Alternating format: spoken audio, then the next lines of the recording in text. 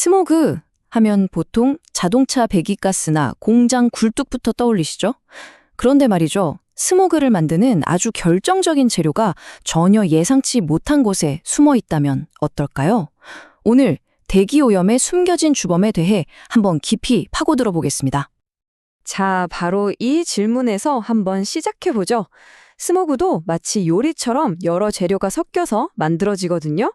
그런데 과학자들이 최근에 이 레시피에서 아주 중요하지만 그동안 우리가 놓치고 있었던 한 가지 재료를 발견했습니다. 과연 그게 뭘까요? 네, 그럼 첫 번째 단서부터 한번 따라가 볼게요. 모든 오염물질이 땅에서부터 바로 나오는 건 아니에요. 어떤 것들은 하늘에서, 그러니까 대기 중에서 화학 반응을 거치면서 새롭게 조리되기도 합니다. 바로 2차 유기 에어로졸, 줄여서 SOA라고 부르는 물질인데요. 이 SOA는 처음부터 먼지 형태로 배출되는 게 아니고요. 여러 종류의 가스들이 하늘로 올라가서 햇빛이랑 만나면서 완전히 새로운 입자로 다시 태어나는 겁니다. 말 그대로 하늘이 하나의 거대한 화학 실험실인 셈이죠. 그리고 이게 왜 이렇게 중요하냐면요. 바로 이 SOA가 우리가 늘 걱정하는 초미세먼지 PM2.5의 상당 부분을 차지하고 있기 때문입니다. 정말 눈에 보이지 않을 만큼 작지만 우리 호흡기로 깊숙이 침투해서 건강에 심각한 위협이 될 수 있다는 거죠. 자, 다음 단계로 넘어가서 이 조리 과정에 어떤 변화가 있었는지 한번 살펴볼게요. 과학자들이 이 SOA 생성 레시피에서 아주 놀라운 새로운 재료 하나를 찾아냈습니다. 이건 정말 우리가 예상치 못했던 물질이었어요. 자, 이 슬라이드가 정말 흥미롭습니다. 주인공은 바로 암모니아 NH3입니다. 예전에는 암모니아가 그냥 대기 중에 있는 산성비를 중화시키는 그런 수동적인 역할만 한다고 생각했거든요. 그런데 새로운 연구 결과가 그게 다가 아니라고 말하고 있습니다. 암모니아는 단순한 중화제를 넘어서서 훨씬 더 복잡하고 해로운 입자를 만드는데 아주 적극적으로 참여하는 촉매제 같은 역할을 한다는 게 밝혀진 겁니다. 연구 논문에 있는 이 인용구가 핵심을 딱 짚어주죠. 암모니아가 그냥 존재하는 걸 넘어서서 대기오염의 화학적인 구성을 근본적으로 바꿔버리는 말 그대로 게임 체인저일 수 있다는 겁니다.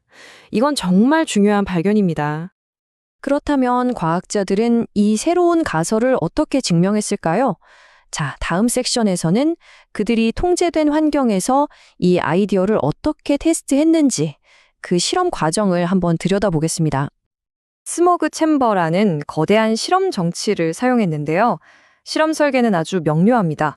먼저 톨루엔 같은 오염가스를 챔버 안에 넣고 인공햇빛을 쬐어서 SOA가 만들어지는 환경을 조성해요. 그리고 이 똑같은 과정을 암모니아가 없을 때 한 번, 그리고 있을 때 또 한 번, 이렇게 두 가지 조건에서 비교한 거죠. 암모니아만의 효과를 정확하게 분리해서 보려는 아주 똑똑한 방법입니다. 자, 그리고 이 슬라이드가 바로 그 놀라운 결과입니다. 한번 보세요. 톨루엔의 경우 암모니아가 없을 땐 238개의 화합물이 발견됐는데 암모니아를 딱 넣자마자 무려 1195개로 폭발적으로 늘어납니다. 이소프렌은 더 극적이에요. 139개에서 1544개로 10배 이상 증가했습니다. 이건 암모니아가 그냥 몇 가지 새로운 물질을 만드는 수준이 아니라 대기 화학 반응의 판을 완전히 뒤바꿔 버린다는 걸 명확하게 보여주는 거죠. 그런데 암모니아는 단순히 입자의 개수만 늘리는 게 아니었어요. 더 중요한 건 입자의 질을 바꾼다는 점인데요. 새로 만들어진 입자들이 왜 더 문제가 되는지 한번 살펴보겠습니다. 이 파이 차트가 모든 걸 말해줍니다. 아래쪽이 암모니아 없이 실험했을 때, 위쪽이 암모니아를 넣었을 때예요. 저 파란색 부분이 질소를 포함한 새로운 화합물을 의미하는데요. 암모니아가 추가되니까 이 파란색 영역이 20-30% 수준에서 순식간에 50% 이상으로 확 커지는 게 보이시죠? 입자의 화학적 구성 자체가 근본적으로 달라진 겁니다. 이걸 좀 쉽게 비유하자면요. 암모니아는 스모그 레시피의 증점제 같은 역할을 해요. 그러니까 묽은 수프를 걸쭉하게 만드는 것처럼 작은 분자들을 서로 막 달라붙게 해서 더 크고 복잡한 덩어리를 만드는 거죠. 이걸 전문 용어로는 올리고머라고 부릅니다. 작은 레고 조각들을 강력 접착제로 붙여서 거대한 구조물을 만드는 것과 비슷하다고 생각하시면 돼요. 이 그래프는 조금 복잡해 보일 수 있는데 핵심은 간단합니다. 왼쪽이 암모니아를 넣었을 때, 오른쪽이 안 넣었을 때예요. 가로축은 휘발성, 그러니까 얼마나 잘 증발하는지를 나타내는데요. 암모니아를 넣으니까 입자들이 그래프 왼쪽의 주황색, 빨간색, 흰색 영역, 즉 낮은 휘발성 구간으로 대거 이동한 게 보이시죠? 이게 바로 입자들이 훨씬 더 끈적해졌다는 증거입니다. 휘발성이라는 개념 좀 더 쉽게 이해해 볼까요? 휘발성이 높다는 건 소독용 알코올 같아요. 바닥에 쏟으면 금방 휙 날아가 버리죠. 반면에 휘발성이 낮다는 건 꿀과 같습니다. 끈적끈적하게 아주 오랫동안 남아있잖아요.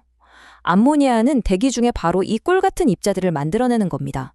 쉽게 사라지지 않고 공기 중에 계속 떠다니면서 우리에게 더 큰 영향을 미치게 되는 거죠. 자, 이제 마지막 섹션입니다.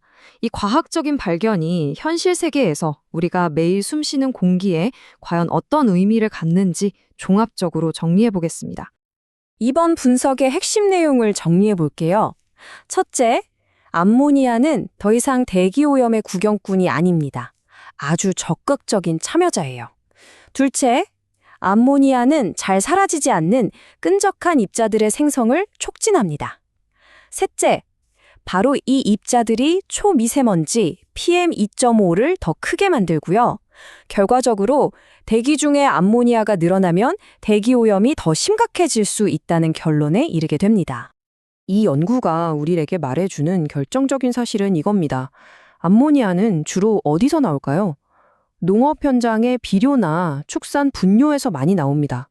즉, 이제 우리는 농촌 지역의 활동이 우리가 생각했던 것보다 훨씬 더 직접적으로 도시의 스모그를 악화시킬 수 있다는 점을 알아야 한다는 거죠. 그래서 우리는 이 마지막 질문을 마주하게 됩니다. 만약 농협과 산업 현장에서 나온 암모니아가 스모그를 만드는 핵심 재료 중 하나라면 우리는 깨끗한 공기를 위한 전력을 과연 어떻게 다시 세워야 할까요? 이 질문은 과학자들뿐만 아니라 정책을 만드는 사람들, 그리고 우리 모두에게 던져진 아주 중요한 숙제일 겁니다.